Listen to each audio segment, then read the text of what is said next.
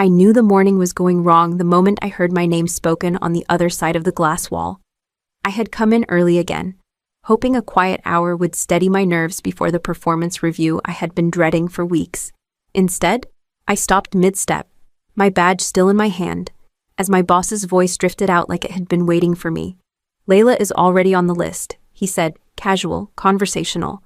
Then my manager laughed. "How old is she now?" 45, she should go home and babysit." My breath caught in my throat. Their silhouettes shifted behind the frosted glass. Two people I had spent years supporting. Two people who smiled at me in meetings as if we were on the same side. "Just finalize it," my boss said. "She will not fight back. She will just disappear." I felt the words hit harder than the insult about my age. They had already decided who I was, decided how I would react, decided how small I would make myself so they could feel bigger. I stood there long enough to hear the scrape of a chair, long enough to understand that nothing I prepared for this morning mattered. This was not a review.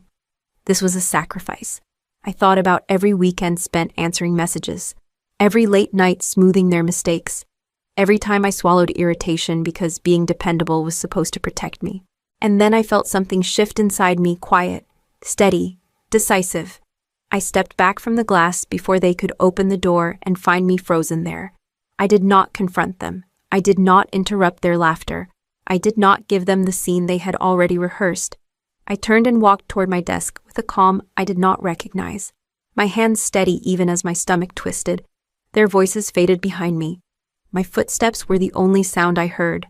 By the time I reached my row of cubicles, I already knew I would not stay for the review. Whatever came next, it would begin on my terms. And I kept walking, toward the moment I stopped being the woman they expected me to be. I reached my desk with the same steady steps I used on any ordinary morning. No one else had arrived yet. The row felt hollow, almost waiting for something to begin. My hands moved before my thoughts caught up. I opened my drawer and lifted out the only belongings that had ever truly been mine. My small notebook, the pen my sister gave me last Christmas, the photo of my niece with marker stains on her cheeks. My manager's voice still echoed faintly in my head, each word sharpening my resolve. I placed the items quietly into my bag. No files, no company equipment, nothing they could twist into another narrative. Footsteps approached from the far end of the hallway, a slow shuffle. I turned just slightly and saw Erin from accounting, pushing her glasses up the bridge of her nose. "Layla, you are in early again," she said softly. "Just grabbing a few things," I replied. She frowned, sensing something off. "Did something happen?" I kept my voice level. "Not yet." Erin hesitated, then nodded, as if she understood more than I had said. "Take care of yourself." I slipped my bag over my shoulder and walked away from my cubicle, leaving the monitor dark and untouched. The elevator chimed as I approached. When the doors opened, Chris, my manager, stood inside with a thermos in his hand. His eyes widened. He forced a smile that never reached his voice. "Layla, did not expect you so early. I am heading out," I said. "So soon? We have a full day ahead." His tone tightened, an undercurrent of worry threading through the forced brightness. "I will not be in for the review," I answered. He stepped forward. "We can talk." "If something is bothering you, I am fine," I said, and stepped past him into the hallway. Downstairs, the security guard greeted me with his usual cheerful wave. I offered a small nod and pushed through the front doors into the cold Seattle air, leaving behind every expectation they had written for me. I parked overlooking Lake Union, the water still enough that it made the whole morning feel unreal. My hands stayed wrapped around the steering wheel long after the engine stopped. All I could hear were echoes of the years I had handed over to that company, one quiet compromise at a time. My sister used to say, "You never miss anything until it costs you something." I used to laugh that off. Then I started missing birthdays, school recitals, dinners I had promised to attend. Every time a nephew asked why I was not there, I told myself the same thing: Seattle was expensive, and stability mattered more than one evening. A message tone chimed from my phone, then another. Then another. I unlocked the screen long enough to see a growing list. From HR, "Please confirm your location so we can proceed with the morning schedule." From Chris, "Call me. We need to clear the air." From an unknown number, "Layla, we are trying to reach you." I opened a blank email, hands stiff. I am willing to talk things through, I typed. The words stared back at me like an admission I did not want to make. My throat tightened. I erased the line slowly. My loyalty had already cost too much. I was not about to pay more. The phone vibrated again. The persistent buzz of people who only realized someone mattered once she was gone. I pressed the side button and flipped the phone face down on the passenger seat. A voicemail notification appeared immediately, then one more, and another. I let the phone ring until it fell silent. A woman on a morning jog passed by my window and gave me a quick nod. I managed a faint nod back, steadying my breath. I had stepped out of the role they built for me, and the first ripple was already moving toward them. Back at the office, confidence would not hold for long. By noon, my phone lit up again. But this time it was not HR or Chris. It was Maya, the junior analyst I had mentored since her first week. They are scrambling. Her message read, "They dumped all your client accounts on me. Chris is telling people you walked out because you could not handle stress." I stared at the screen, the lie so predictable it barely surprised me. I called Maya, and she picked up on the first ring. "Layla," she whispered. Her voice tight. "He's acting like you had some breakdown. That is convenient for him," I said. "It saves him from explaining why he planned this. He keeps pacing," she continued. "Every time someone asks where you are, he snaps. I heard him say your files were disorganized, but we both know that is not true." "He needs a story," I replied. "He chose the one that protects him." Maya exhaled shakily. "I tried to ask for guidance on your accounts, and he said I should just figure it out. There are at least 3 clients waiting. One of them is already escalating." I leaned back in my seat. "You should not be carrying that alone." "Well, they are pretending you burned out and left them in the middle of it," she said. "But people are noticing things. Someone in accounting said they saw you near the conference room this morning." And Chris went pale. There it was, the first shift. Small but undeniable. I did not walk out because of stress. I said, "I walked out because I heard the truth." Maya hesitated. "Do you want me to tell anyone?" "No," I said. "Not yet. Let them reveal themselves." Silence stretched for a moment before she murmured, "It is already falling apart, Layla." "I know," I said quietly. "I can hear it from here." By early afternoon, the calls coming in were no longer frantic. They were controlled, careful. The kind of tone people use when they realize they may have stepped onto unstable ground. I ignored each one until an email notification appeared from HR with a subject line that sounded almost polite. "Layla, we would appreciate clarification regarding your early departure this morning." I let it sit while another message arrived. This time from Elise Monroe, the director who rarely involved herself in anything below executive level. "I would like to confirm something," she wrote. "Were you near the main conference room around 7:30 this morning?" Before I could decide how to answer, Maya texted again. "People are talking. Erin from accounting said she saw you near the glass wall. Someone else said they overheard laughter coming from the room. Elise is walking around asking questions." So the echoes were spreading. I finally opened a new email and typed slowly, choosing clarity over emotion. I was near the conference room at approximately 7:30. I heard my name mentioned. I also heard statements regarding my role, my age, and a pre-planned termination. I left the building shortly after. I added nothing more, no speculation, no anger, no request for explanation. I read it twice, then sent it. 10 minutes later, HR called again. I declined. Elise called immediately after. I let it ring until voicemail. Another message popped up from HR. "We want to ensure your perspective is heard." The shift in tone was unmistakable. They were no longer instructing me, they were tiptoeing. A final text came from Maya. "Chris looks sick." Elise asked him directly about the babysitting comment. He denied it. Nobody believed him. I set my phone down, the screen glowing faintly in the dim cabin of my car. One email calm. Factual had opened a fault line under their feet. They wanted me silent. They wanted me small.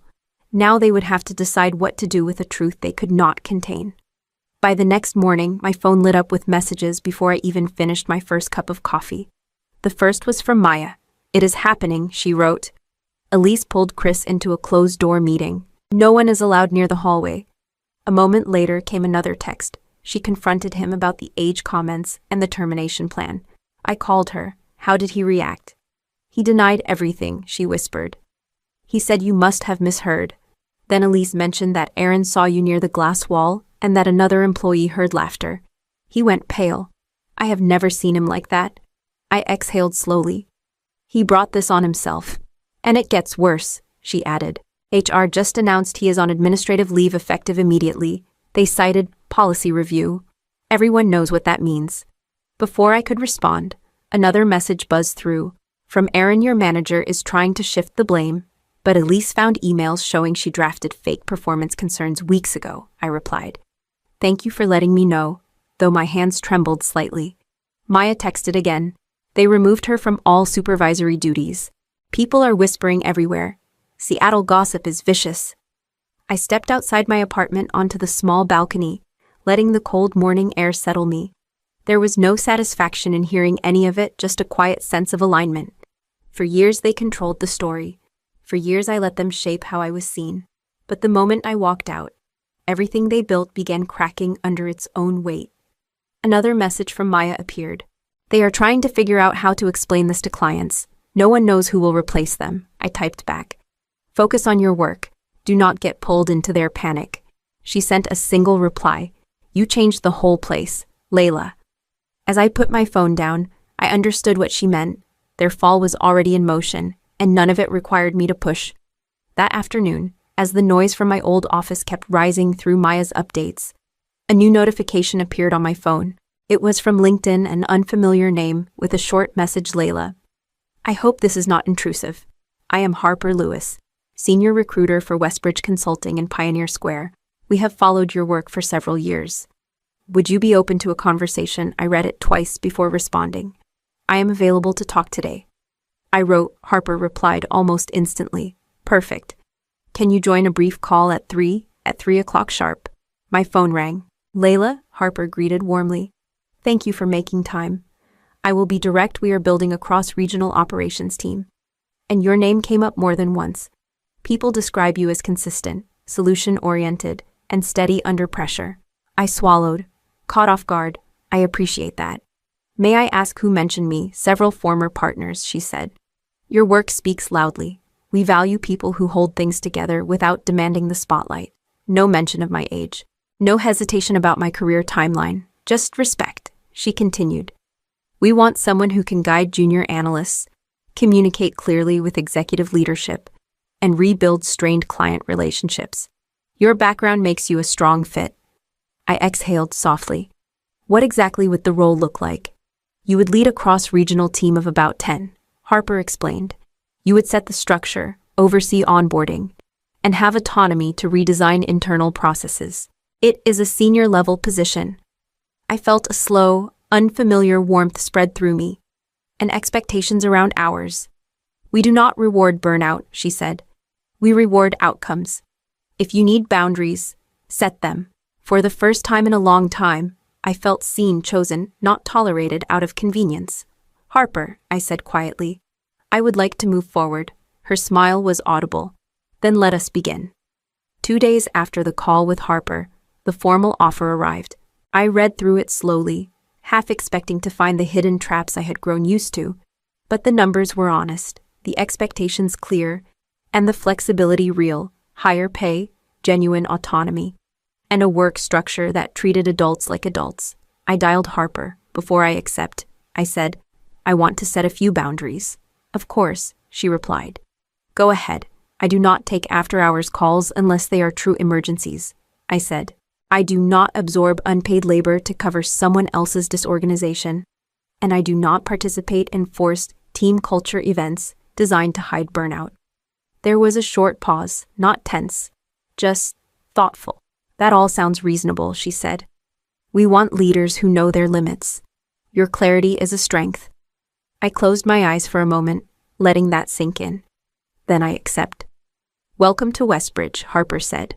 We are glad to have you. When the call ended, my phone buzzed again. It was Maya.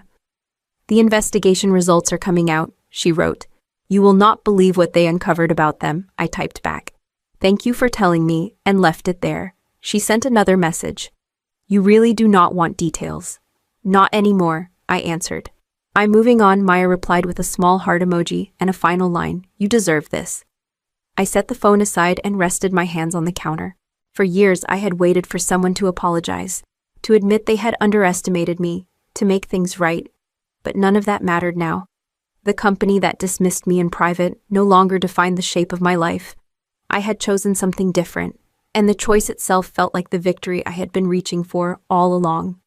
A few weeks later, I found myself walking down Fifth Avenue on my way to meet Harper for a project briefing. I had passed this street 1,000 times before, but today, for the first time, I stopped across from the glass tower where I used to spend most of my waking hours. The company logo was gone.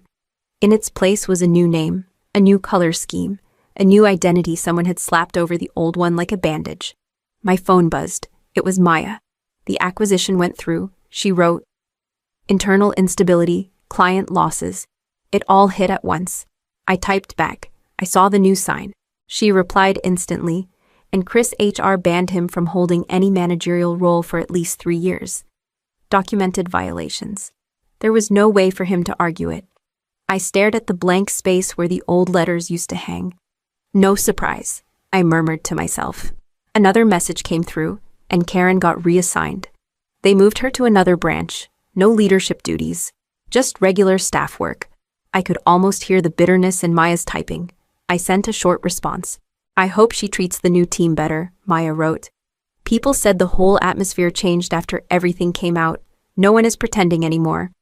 I put my phone away and kept standing there, waiting for the spark of triumph that never came.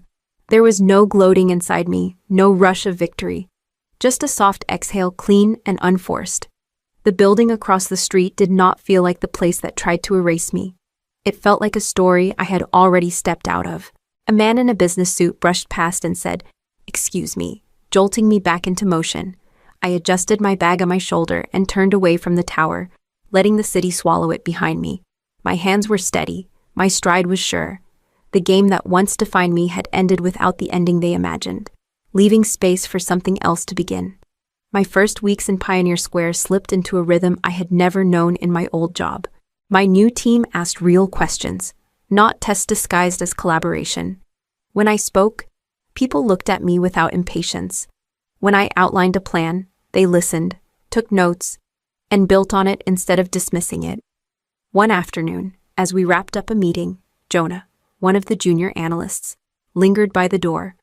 "Layla," he said, "I just want to say, the way you lead makes everything feel manageable.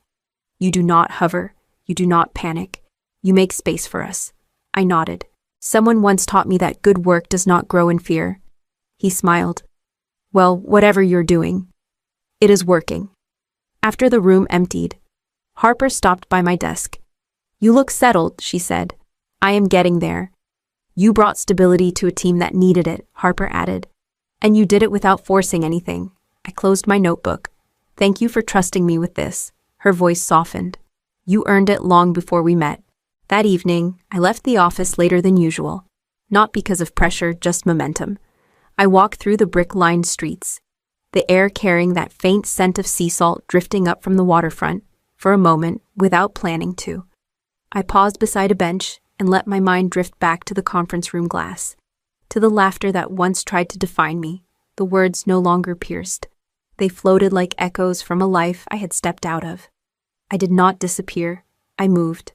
I rose on my own terms. I rewrote the rules I once obeyed without question. The people who tried to make me an example became a warning, instead quiet, distant, irrelevant. As I stood there in the dim evening light, I finally felt something settle into place. This life, this work, this version of myself. It had been waiting for me to choose it.